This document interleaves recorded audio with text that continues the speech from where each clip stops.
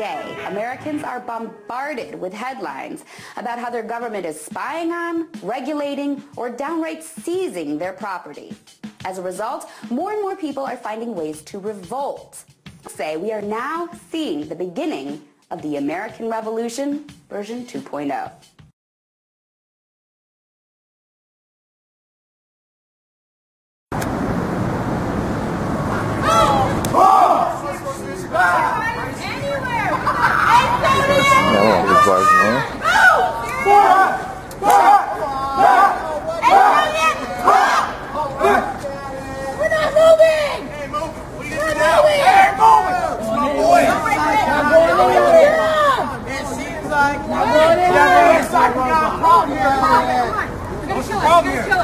Do something about it.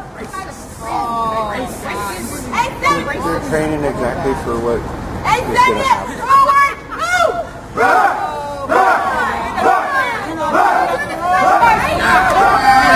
I'm a sorry citizen. I refuse to recognize you guys. I refuse to recognize you. That was interesting. The tactical supervisor for El Paso SRT for Homeland Security Investigations. It's what we use to deliver our team to high-risk warrant services. Soldiers are learning to use so-called non-lethal weapons designed to subdue unruly or dangerous individuals and crowds. We are now in a state of martial law and war globally. NDAA, National Defense Authorization Act, that Obama has called for and signed, stipulates that even American citizens can now be targeted by the military, picked up, and imprisoned indefinitely without civilian trial, thus throwing out our due process, our habeas corpus clauses. So we are now in the state of martial law. Everything is now creating conditions for a total war state. I mean, McCain called for the whole America becoming part of the so-called battlefield. America is now a battlefield. The whole earth is a battlefield. What we're trying to do then is create a martial law state using Iran as the terrorist enemy or threat.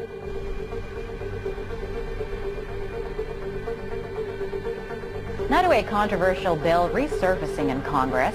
The FEMA camp bill allows the government to run at least 6 military installations when a national emergency is declared. These emergency centers would be run by FEMA under the command of the Secretary of Homeland Security. President Obama claimed the power to keep people in prison indefinitely with no charges against them, no conviction, no sentence, just imprisonment. It's important to note here that this document was created in 2010. Was under the Obama administration, and it predates the NDAA of 2012, which authorized military detainment of U.S. citizens. This clearly shows a long-term agenda at work. It was created in 2010, however, it's just been recently leaked to the public via the internet.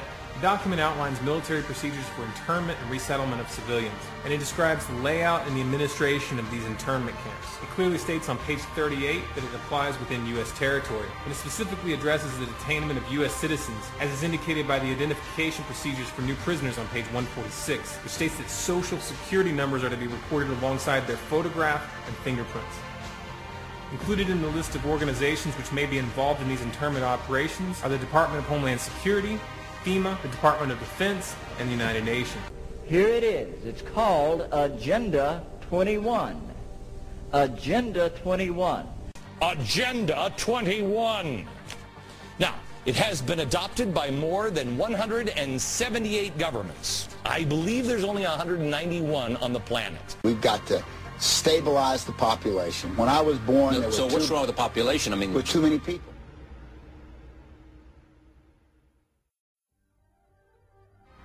Thank you, Laura.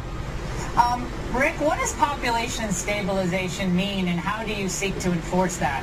Last week, the U.S. Congress passed a bill which repeals posse comitatus, which means that we have now institutionalized and codified martial law. Mr. Speaker, I understand we're under martial law as declared by the Speaker last night. It is surreal. You never expect to do this in your own country. Walking up and down these streets, you don't want to think about the stuff that you're going to have to do. Somebody pops around the corner. We shoot in America.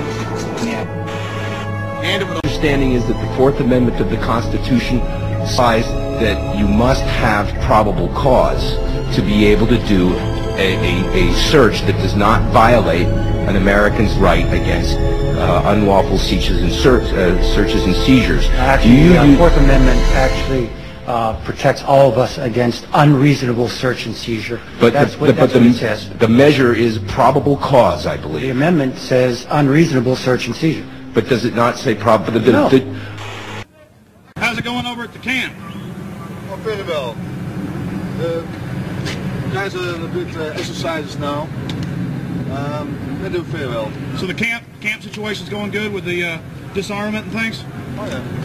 Because we saw them over there disarming people. Is that what the exercise is? They're exercises now, yeah. Fantastic. Where are you from, sir? Well, Holland.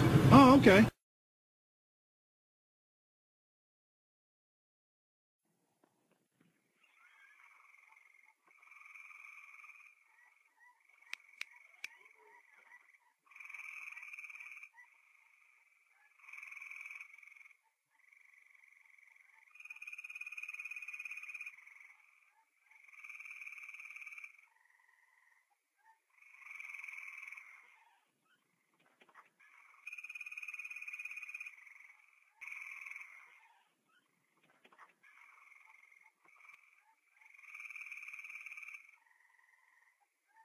Thousands of troops are in Southern California tonight taking part in an international exercise known as Dawn Blitz, with much of it involving amphibious landings. But as 10 News military reporter Bob Lawrence shows us, there was also something seldom seen at Camp Pendleton: tanks. You're looking at the business end of a Marine M1A1 tank. For many of the Canadian troops who are at Camp Pendleton for Dawn Blitz, it's their first look at the beast. Yes, yes, very big, a lot of firepower. Seen here test firing in Afghanistan, they're a game changer in a combat zone. Both French, Canadian, and New Zealand troops are being given an introduction. When you start working with us, hey, we attract a lot of bullets. An introduction that included climbing on and inside, but the goal is to learn how to work with them. In this makeshift combat town, the international troops are there to secure it, I'm going to need you guys to push into here. with backup from Marine tank crews. Though coalition troops were in Afghanistan together, they didn't really work with one another. And that's what this exercise is all about. Everyone still has their own little area of operations, and we take care of our area. But sometimes you have to work together. And that, in a nutshell, is Dawn Blitz. Here, Japanese ground forces work with Marines on patrol tactics on San Clemente Island, and Marines in turn land an MB-22 Osprey on a Japanese ship. Canadian forces seen here take part in room-clearing exercises, the point being start building that relationship with the NATO forces as well as other countries around the world, so we can say, hey, this is what we have, this is what you guys have, let's start working together. The approach is simple: crawl, walk, then run. This scenario will get more intense as the exercise continues. Bob Lawrence, 10 News, Camp Pendleton. And a massive amphibious landing at Pendleton's Red Beach is also planned next week as part of this exercise. I wrote that because there's a bunch of articles that have come out. It started with Rex 84, and it's turned into a bunch of manuals and a bunch of executive orders that put in place martial law. And the military likes to perform war games, so that's why we're seeing military on the streets practicing. They are actually practicing. The tanks that we see on the streets and the National Guard patrolling neighborhoods and the practices that they're doing with our local police department, this is all in preparation for martial law, so that when they do actually lock down the country, they've got everything secured. People that don't run in these circles and to whom this information is new, Suzanne, they love to say that we're all conspiracy tinfoil hat wearing nuts because we still live in a republic. But I think what we're starting to see, for anybody who is objective at all, is we're seeing a totalitarian system now unveil itself. And ever since essentially 9/11 happened, it's been more and more of these draconian measures that are leading us right down the road to martial law. What do you think will be the cause of the declaration of martial law? Will it be a financial collapse or something altogether different? We've seen a lot of false flags. What do you think would be the cause of martial law? Well, I had written an article earlier this week from a U.S. Marine informant and also a Deutsche Bank informant. And In 2008, we should have collapsed. We should have gone the way of Greece. The only reason why we didn't was because the global elite and the banking cartels put it off on the Eurozone and collapsed the Eurozone in order to gain sovereign debt. Sovereign debt is when you actually own the physical land. You don't just own the buildings. You don't just own the people and the money. They're extracting wealth so that the only thing that the governments will have left to give them is the actual land that they own. While they're doing this, they're amassing this wealth in order to redirect it toward martial law endeavor, and not just in America, but globally. They want to lock down every country and force us into global governance, eventually force us into a global reserve currency that is like the Bancor that the IMF has been pushing. So in 2008, when Hank Paulson went to the Congress and said that they had to bail out the banks for $700 billion or martial law would be declared, they weren't lying. They went ahead and passed that, and they gave this money to the Chinese. But the Chinese, since then, have been backing their currency, their fiat currency, in gold. And China's been doing this, India's been doing this, and Russia's been doing this. Out of an overseas military mission, but this is Coconut Grove. We saw like flashes and shooting, and they like the Black Hawk had like a Gatling gun in the front, and you could hear it open up and fire off in the middle of the night.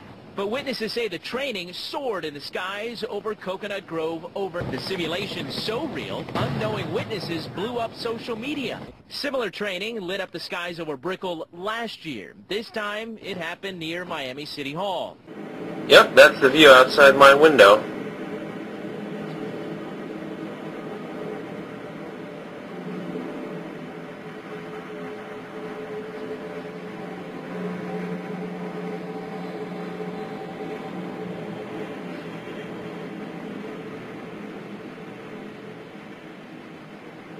Oh, there's another one coming in.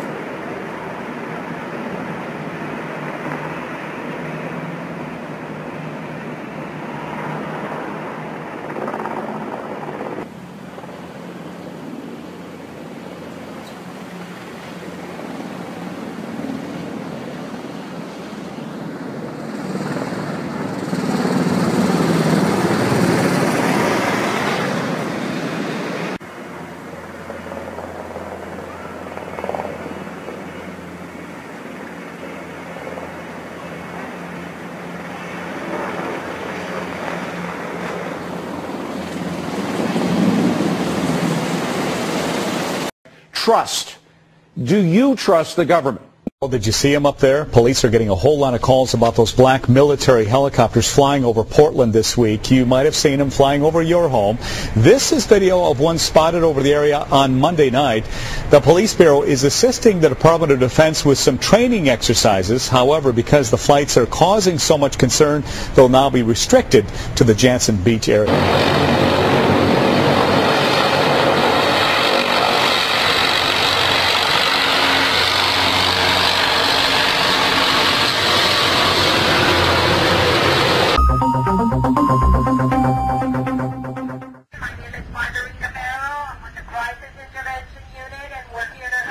This exercise is put together by the Southeast Regional Domestic Security Task Force. These exercises are taking place from Palm Beach all the way to Monroe County to bring together a unified command system from federal, state, and local agencies if a major incident should occur. And it's to test our capabilities of all hazards with an emphasis on terrorist activity. These drills are meant to do a few things. One, to have a controlled response, good communication between the various agencies, and then testing the equipment. This gives us the opportunity to bring this new equipment, if you will, and to ground test it to see if it works, to see if it's the proper equipment for what's on call. So far, so good. We have our assessors on board. People from Homeland Security are here, and we've had great volunteers from the community and also some help from the local business community. So it's all working out well so far. And you know, we need to do this at least once a year. The threat still remains.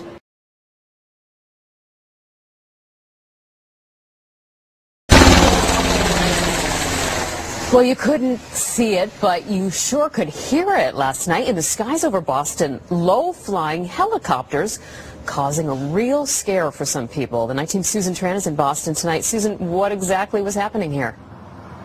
Well, just imagine hearing the deafening sound of helicopters coming outside of your home and seeing these military helicopters with no lights on, weaving in between all of the city's skyscrapers. For folks who saw this scene, they say it was so exceptionally scary. At one point, a glowing object was seen dropped from a helicopter. It was just one of many mysteries families in Boston were left wondering about. We saw just the one helicopter at first. Then we saw another one flying around, no idea what was going on, landing on top of the building. So, yeah, myself and my fiance were really pretty freaked out. Drones could soon be watching us all from overhead. The Federal Aviation Administration is expected to announce plans to expand the use of domestic drones in American airspace. Eyes in the sky, similar to the unmanned aircraft that the United States has been using to target terrorists abroad. So these people who hold themselves out to be patriots are not. They're nothing more than domestic terrorists. When are these drones likely to be flying, and how many of them might there be above our heads? Well, there's a growing number already, Shep, but according to the experts, and indeed the FAA itself, there could be as many as 30,000 of these kind of drones, 30,000 flying overhead within the next decade. Now, obviously, law enforcement agencies love these drones.